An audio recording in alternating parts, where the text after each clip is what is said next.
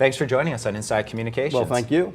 So you've said that you have a fierce hatred for run-of-the-mill thinking. How much of public relations is that run-of-the-mill thinking?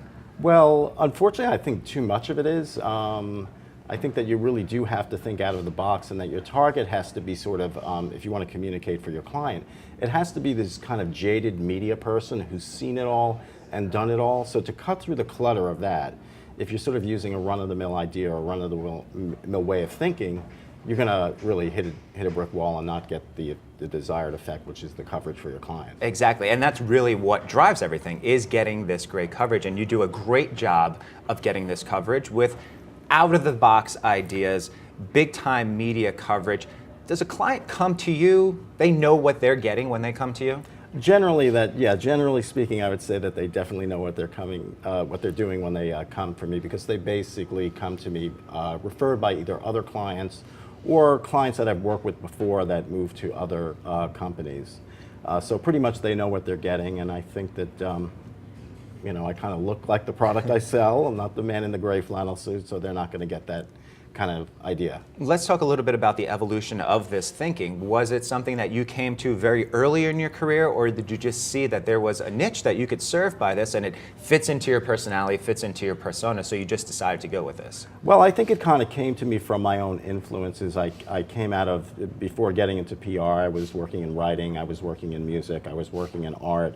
So those are the kinds of things that inform the thinking, the kinds of things that I'm interested in. And having success, doing things on an economical way for people, and creating a big success is really what kind of begat the success of the company. So we continue to kind of do that kind of thing. And how is success measured? Is it measured in number of people that come to a specific event, press coverage? How is success measured? Well, obviously it's changed. I mean, for most of my clients, it really is based on the media coverage that we generate and the return on the investment. So a lot of the ideas, my favorite idea is the kind of idea that really is very low budget and high impact and high return on results. Sort of an idea that's really a vapor idea that really just creates the media. And what was one of those events? Well, I would say something like we did a campaign called the Guitar Face Search. It was for a video-on-demand company that had a guitar show, a show on guitar instructions, and they asked us to come up with an idea to promote the overall VOD service. My own interest in guitars, we came up with this idea. Again, it was a visual idea, so it was really the search for the greatest guitar face in America. So when people play guitar, they make funny faces. So this was a very cost-effective campaign. People basically just emailed in videos, emailed in photos. They were judged by 25 great rock and roll photographers, rock and roll guitarists who all worked for free, because we made the idea very simple. They were just going to judge the final 5. And it got tremendous coverage of the kind that, like the leading New York Times art critic, did a Friday Arts section cover about the whole subject of Guitar Face, which was based around this campaign. And obviously, again, it was visual, so it lends itself to a lot of television coverage and obviously a lot of action on the internet too. So you mentioned television coverage. Just recently, the Zombie Walk, tying that around Halloween. Knowing that Halloween this year is on a Monday, so you do the event on a Thursday, knowing that things can be packaged in such a way where that'll make for great weekend footage. What was your thought process behind that? How much forethought goes into when a specific event will take place, when coverage will happen, what's the prime time, in a way, for that coverage to air? Well, that's a very good question, because when you run it, you hate to kind of do things on Mondays and Fridays. Friday's the end of the week. It's going to end up in the Saturday paper, which is sort of the dead zone. Monday, it's kind of hard to get to the media over the weekend to kind of pitch it. With that particular campaign, I think the most interesting thing about that is we work with the client. It was a very quick kind of project where they said, look, we have a little bit of extra money. Halloween is coming up. We wanted to support, this was for AMC for their Monster Fest.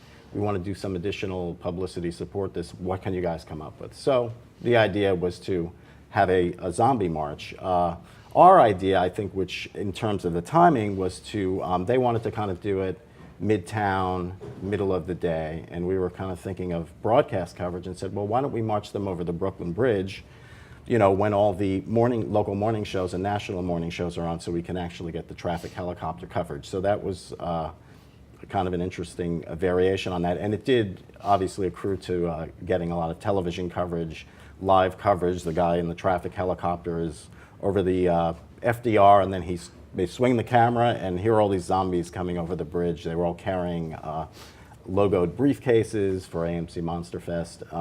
And again, like you say, doing it a few days before, it enabled people to hold a story and then actually get advanced publicity to get people to tune in for the. Now you mentioned that they came to you, they said that they had a little bit of extra money, they want to do something out of the box. Would someone come to you right off the bat? Would this be something that would be their standard first option for getting publicity, or is it usually something in conjunction with something more traditional? Well, this was an add-on to the traditional publicity which was being done, which was to work with TV critics to promote. Obviously, they did an annual special about monster movies or a great filmmaker, and in addition to all the movies that they were publicizing. So this is kind of an add-on, and I think the thing about this kind of idea is that it adds like a personality and a sense of fun to the brand. And I think that's what a lot of publicity is about, is to make your brand is to make your brand likable as a person. And I share a similar interest. I share a similar worldview with this brand, and that's what gets people to connect to brands. When you're doing an event like this, you mentioned this, what we're speaking about, the zombie walk, taking place in New York, Brooklyn Bridge. What are some of the challenges that you face when you are doing these large-scale events in terms of coordinating with police, permits, TV coverage? What are some of the pitfalls that you've fallen into, or some of the success stories? Well, the thing is that it can always be killed by hard news. So you really want to think long and hard before you spend a lot of money on something, because if you've been around 25 years like myself in this business, you've seen the greatest plans laid aside by hard news. In the case, you can really go one of two ways. I mean, in some events, we actually do it by the book.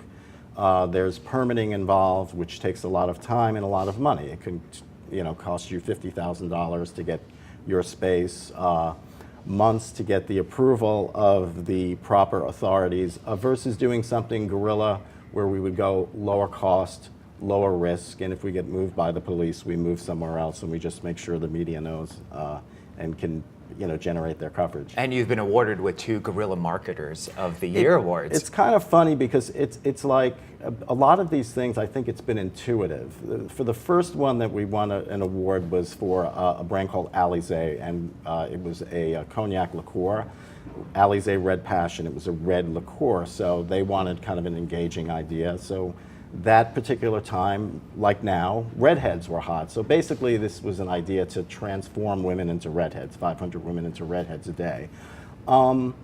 We won this award, and we got called and they said, we're going to give you this award for Guerrilla Marketers of the Year. And I was like, well, what's guerrilla marketing? This was like at the beginning of guerrilla marketing, and I think the same thing happened to us with a lot of the viral video campaigns we did. We did a crazy viral video campaign about 5 years ago, one of the early ones, which was the search for the America's most outrageous bird.